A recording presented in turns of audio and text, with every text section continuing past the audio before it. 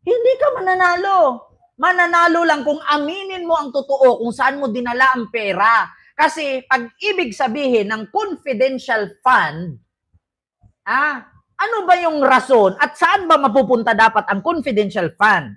According sa aking pananaliksik, ang pondo pala, ang pera pala dyan sa confidential fund ay para pala yan sa national defense.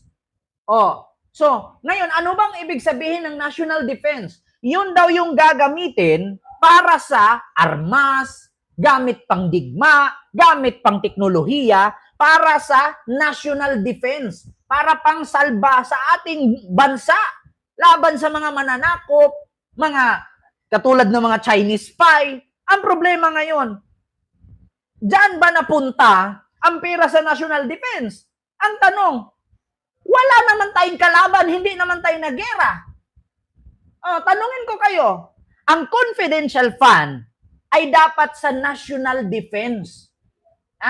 Ang pera na yung ginagamit na yan. Ang tanong, kailan ba tayo ginira?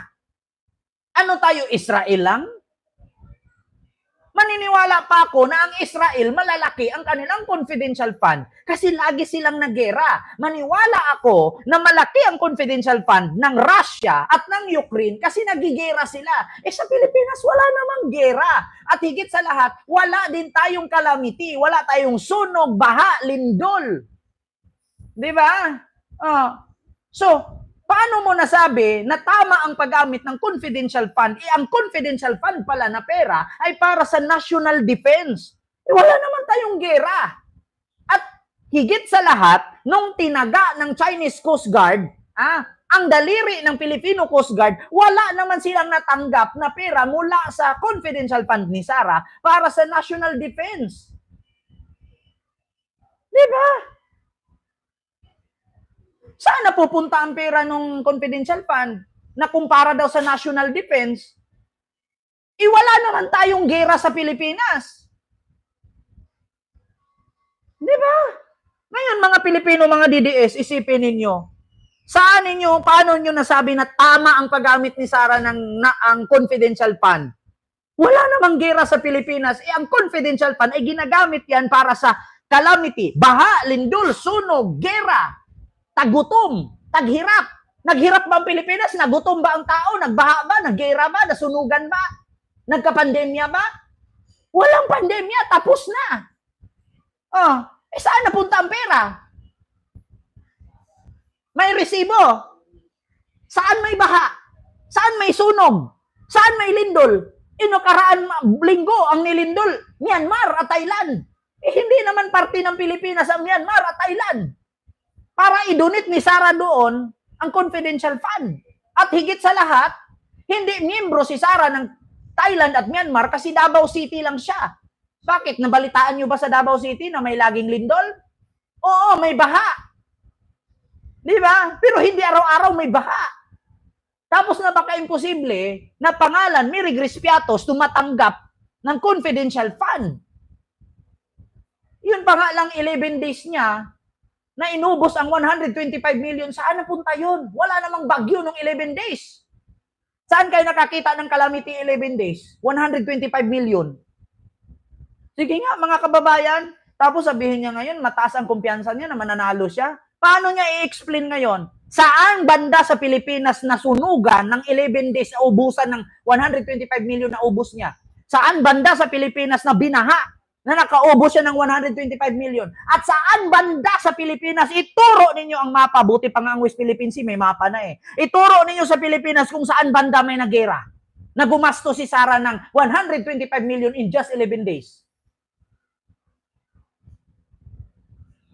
Di ba? Saan banda sa Pilipinas na nasusunog na gumasto si Sara ng 125 million? 11 days na sunog. Saan dito sa Pilipinas na may baha 11 days? Saan sa Pilipinas na may gera ng 11 days? Di ba? Nagumasto siya ng 125 million. 11 days. Yun ang pagkakaalam ko ha. Ang confidential funds, pondo na pera ay para sa sakuna, gera, baha, lindol, at national defense. Wala naman akong balitaan na gera tayo. Wala rin ako nabalitaan na lindol tayo, binaha tayo, sino nasunog ang buong Pilipinas, na naubos ng 11 days. Paano ka mananalo niyan? Paano mo i-explain yan? Saang bansa ituro mo? Nalalaman ko last month, Los Angeles, California, Hollywood, nasunog. Hindi naman tayo parte ng Los Angeles na nasunog. Kaya doon mo ilagay yung 125 million. Higit sa lahat, hindi tayo bansang Myanmar na nalindulan. Hindi naman tayo Ukraine at Russia na nagera. At higit sa lahat, hindi naman tayo Israel at Gaza. Saan mo dinala ang pera? Tapos sasagot ka ngayon, Sheminat. Sheminat like. Sheminat look. Diba? Yun ang malaking tanong ngayon. Kampante kang manalo. Paano ka mananalo kung ikaw mismo hindi mo masagot? Eh kung mga staff mo sa opisina mo, tatanungin, nagkakasakit bigla. Di ba?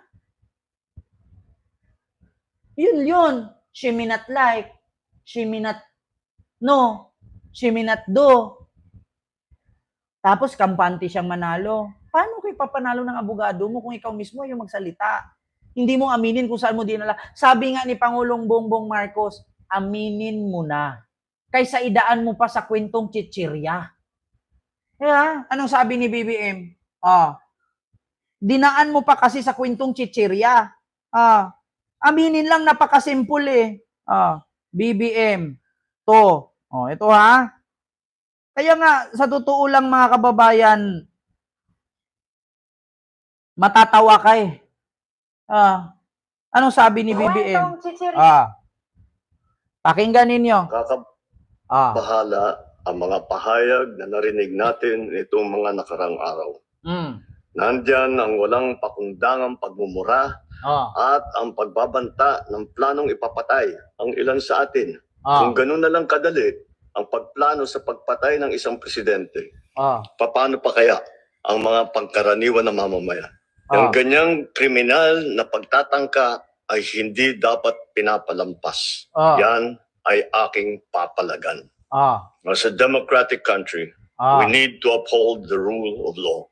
Ako, bilang pinuno ng Executive Department at lahat ng mga nanunungkulan sa pamahalaan ay may sinumpaang tungkulin na tutupdin at pangangalagaan ang konstitusyon at ang ating mga batas. Kaya hindi tama ang pagpigil sa mga halal ng bayan sa paghahanap ng katotohanan. Hindi na sana hahantong sa ganitong drama kung sasagutin lamang ang mga lehitimong katanungan sa Senado at sa House of Representatives. Ang katotohanan ay hindi dapat itokhang. Tapos na sana ang usapang ito kung tutuparin lamang ang sinumpaang panata na bilang lingkod bayan ay magsabi ng totoo at hindi hahadlangan. Imbis na diretsahang sagot, nililihis pa sa kwentong chichirya. Narinig mo? Imbis na diretsahang sagot, nililihis pa sa kwentong chichirya. Bakit nasabi ni BBM yun na nililihis pa sa kwentong chichirya? Ikaw ba naman nakapangalan Mary Grace Piatos, Kukoy Villamin, na Nova, Uwishi, Nagaraya? Kwentong chichirya eh. Ayaw pa kasing aminin, binulsa ko. Tapos, hindi ka naman papatayin kung binulsa mo. Ang problema kasi pinangalan mo pa kay Mary Grace Piatos, Kukoy Villamin, may kamuti, may dudong, may grocery, may Team Fiona. Team Grocery, Team Fiona, may cellphone pa, may dudong group pa, may Jugs di Asim, Jugs di Luga. Dinaan pa kasi sa kwentong chichirya, may Tempura pa, may Uwishi, Nagaraya, Chop, Chippy, Xiaomi. Diba? Hindi naman dapat hahantong sa ganitong drama eh. Magsabi ng totoo. Ayun At tapos na sana ang usapang ito. Kung tutuparin lamang ang sinumpaang panata na bilang lingkod bayan ay magsabi ng totoo at hindi hahadlangan. Imbis na diretsahang sagot, nililihis pa sa kwentong chichirya. Hangad ko na matuldukan na itong mga pangyayaring ito sa parang matiwasay at magdadala sa atin sa katotohanan. 12 taon din ako nanungkulan sa magkaparehong kamara ng Kongreso. Oh. Batid ko ang kapangyarihan iginawad sa kanila ng taong bayan at ng ating konstitusyon. Dahil dito, iginagalang ko ang kanilang gawain bilang isang independenteng sangay ng ating republika. Kahit ang buong executive branch, lahat ng mga ahensya ay hindi nakakaligtas at parating sumasailalim sa kanilang masusing pagsusuri. Bilang isang bansa, marami tayong mga paghamon na dapat harapin at mga suliraning dapat bigyan ng lunas. Sa kabila ng mga pambabatikos, nakatuon ang aking pansin sa pamamahala. Ngunit, hindi natin ikokompromiso ang rule of law. Kailangan manaig ang batas sa anumang sitwasyon, sino man ang tamaan. Kaya hindi ko hahayaan magtagumpay ang hangarin ng iba na hatakin ang buong bansa sa burak ng politika. Igalang natin ang proseso. Tuparin natin ang batas. Alalahanin natin ang mandato na pinagkatiwala sa atin ng milyon-milyon na Pilipino. Magtrabaho po tayo sa ikauunlad ng Republika ng Pilipinas at para matamo ang bagong Pilipinas. Di ba? Hindi sana sahantong ang ganitong drama kung saguting diretsahan at hindi idaan sa kwentong chichirya. Igalang ang proseso. Papalagan ko yan. Sabi ko nga sa inyo mga kababayan, lintik lang walang ganti. Yeah? Ano akala ninyo kay BBM porke tahimik lang, hindi nagmumura? Kakayan-kayanin nyo at aapakan ninyo? Tandaan niyo yan. Matagal nang sinabi ni BBM yan, pero nangyari lahat ng sinasabi niya. Hindi sana hahantong sa ganitong drama kung sumagot lang ng diretsahan at hindi idinaan sa kwentong chichirya. Kung gano'n na lang kadali ang pagbantaan, ang buhay ng presidente, paano pa ang ordinaryong Pilipino? Hindi po pwedeng, hindi ko aksyonan yan, papalagan ko yan. Yan nangyari, kulong ang tatay mo. Yeah? Yan, mahirap sa inyo eh. Sabi nga ni BBM, hindi nyo kasi ako mahawakan sa liig. Hindi nyo makuha sa akin ang mga gusto ninyo, kaya galit kayo sa akin. Para sa akin, walang kaibigan kamag-anak. Kung may ginawa kang mali, mananagot ka sa batas. Diba? Porkit si BBM hindi nagmumura, porkit si BBM hindi nagsasalita, ay ginaganyan na lang nila. Ngayon, tinupad ni BBM ang gusto nila. Tapos si BBM na naman ngayon ang traidor. Aba, saan kayo nakahanap? Paano naging traidor si Pangulong Bongbong Marcos na pinakulong si Digong? Kung si Digong ba naman pakinggan natin, halos 1 buwan, 2 buwan, 1 taon, simula nung tumakbo si Marcos, hanggang nanalo si Marcos, hanggang umupo si Marcos. Anong sabi ni Duterte? Meron tayong presidenteng bangag noon, bangag ngayon, putang inang yan. Kayong mga kapulisan, kasundaluhan, papayag ba kayo na may presidente tayong adik? Tapos, nung nakulong si Digong ngayon, sasabihin nyo, traidor si BBM. Araw-araw kang sinaksak. Araw-araw kang sinisiraan. Ipinakulong ka ng sinisiraan mo. Sasabihin mo yung sinisiraan mo, traidor? Saan kayo nakakita? Araw-araw ka sinusundot ng kutsilyo sa likod. Pupuriin mo at dadasalan mo, praise the Lord, sinaksak mo ko. Sinaksak ka sa likod, butas na yung likod mo, nagkatitano ka na, umukok na yung dila mo, mamamatay ka na, hemorrhage ka na sa sobrang daming saksak. Sabihin mo pa, praise the Lord, kahit masakit, I love you. Ganon? Ay putang ina, ako subukan mong ganyan. Kung hindi kita ilob-lob, lintik lang mo lang ganti, dila mo lang walang latay. Pag sa akin mo yan ginawa. Araw-araw ka saksakin, araw-araw ka binubutasan. Tapos sasabihin mo, praise the Lord, Digong, sinaksak mo ko. Ang galing. Ang sakit ang galing. Gaganon ka, gaganon yung si BBM. Ngayon ko sinaksak ka, ipakulong mo. Sinaktan ka tapos sasabihin, traidor? Aba, ang galing naman. Sasaksakin ka, tapos sabihin mo, I love you, praise the Lord, ang galing, ang sakit, no? Masakit, saksakin mo pa. Putang ina. Tapos ikaw pa yung traidor, ikaw na yung sinaksak, ikaw na yung siniraan, ikaw na yung tinawag na adik, ikaw na yung sinabihang bangag, tapos sasabihin, traidor? Anong tawag sa inyo? Panginoon? Aba, anong tawag nyo kay Digong na araw-araw nanira kay BBM? Diyos? Tapos si BBM na pinakulong si Digong, traidor? Aba, kung ako si BBM, abay, tanggalin ko yung bagang mong bulok. Kaya nga pag nagsalita, huwag mong subukan, masira ang buhay mo. Bulok ang bagang. Kaya laging hinahawakan, bulok ang bagang. Kaya, tapos kampanting manalo. Hindi ka nga nagsasalita. Paano ka papapanalo? Katulad niyan ngayon kay Digong. Speaking of Digong, makakauwi na daw. Sabi ng abogado ni Duterte, makakauwi na daw.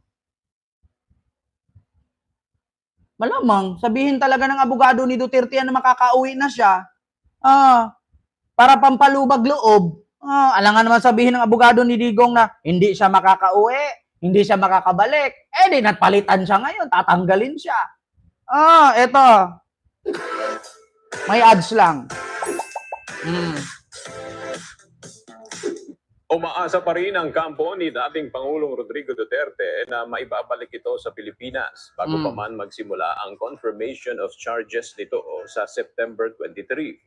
Ayon kay Attorney Nicholas Kaufman, lead counsel ng dating Pangulo, naunawaan niya ang sentimiento ng mga taga-suporta ng pamilya Duterte na hindi nararapat na manatili si FPRRD sa ICC at dapat ay ituloy ang kanyang kaso sa Pilipinas. Alam niyo, sa totoo lang mga kababayan, niwala kayo sa abogado ni Digong. Malamang, abogado ka eh. Alangan man sabihin mo hindi makauwi si Digong. Di ngayon napapalitan siya. Nagsinungaling nga siya na hindi daw totoong binasura ng ICC yung hiling nila ni Digong or demand ni Kaufman na kailangan may ID ang mga witness. Ibinasura nga ng ICC. Ang sabi ni Kaufman, hindi daw totoo yun. Hindi daw totoong nangyari na binasura ng ICC.